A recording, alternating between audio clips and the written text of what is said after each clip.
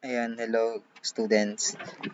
This is in line with your application for TESDA website. And ito po yung orientation natin para at least alam nyo kung paano mag fill out pag pumasok po kayo sa website ng TESDA. Ngayon, una po natin gagawin is i-click nyo lang po yan, yung e-tesda.gov.ph. Kapag po nandyan na kayo sa loob niyan, ang interface po niyan is ganito. Okay?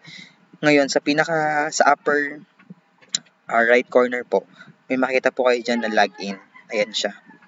I-click lang po yung login, tapos ganito po ang lalabas dyan. Meron po lalabas dyan na username, password, login, and forgotten your username or password as new account.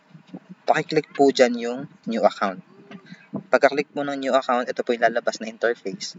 Sa pinakababa po niyan, nakalagay po dyan, i-click nyo po yung I agree to the test the online program in privacy notice.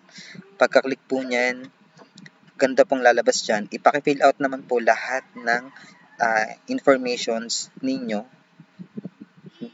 plus ang inyo pong email. Pagka-fill out po sa pinakailalim po niyan, sa dulo may nakalagay po dyan, I am not a robot. I-click nyo na po yan para makaroon ng check. Tapos, click po yung create my new account. Kapag po nakapag-create na kayo ng account niyo, ito po yung lalabas dyan pagka-open nyo. Tapos, sa pinakataas po, sa upper left corner, meron po kayong mababasa dyan na courses. Sa courses naman po, pagka-click nyan, ito pong lalabas dyan. Then, i-click nyo lang po yung search courses. Sa search courses naman po, i-click nyo lang po or mag-type po kayo dyan ng word na COVID. Tapos may lalabas po dyan. Pag in-enter nyo po yan, ito pong lalabas. 4 po yan. Ang pipiliin nyo po dyan ay ito. Practicing COVID-19 preventive measures in the workplace. Ngayon, ang purpose po niyan is makapagsagot kayo ng about sa COVID-19 preventions. And then, pag napasa nyo po yung examination dyan or yung konting quiz, tsaka po kayo makapag-generate ng certificate. Ngayon, ang goal nyo po dyan is makapag-generate ng certificate. Pagka-click nyo po niyan, ito pong lalabas dyan. Paklik lang po yung I agree to the test, the online program, yung privacy notice po ulit. Pagka-click po niyan, ito na po. Ganito po lalabas dyan. Ngayon, students, ang mangyayari po dyan, iisa-isahin nyo po yan. Unahin nyo pong gawin itong practicing COVID-19 preventive measures in the workplace. I-click nyo lang po yan. Meron po dyan activity, videos, and lectures na babasahin nyo.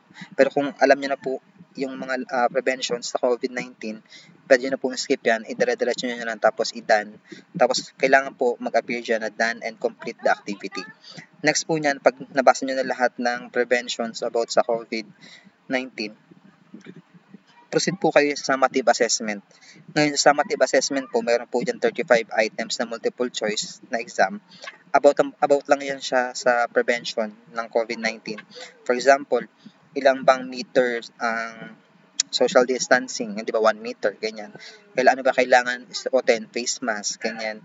Ngayon, kailangan makareceive po kayo dyan ng passing score or passing grade para po makapag-proceed kayo sa susunod.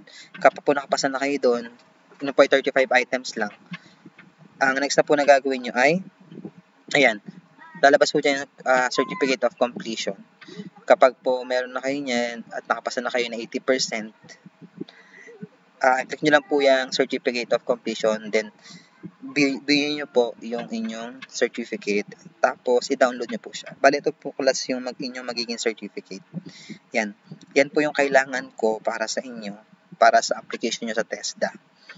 Kailangan nyo po rin i-print yan sa A4 size na paper. Yan. Yan lang yung kailangan nyo.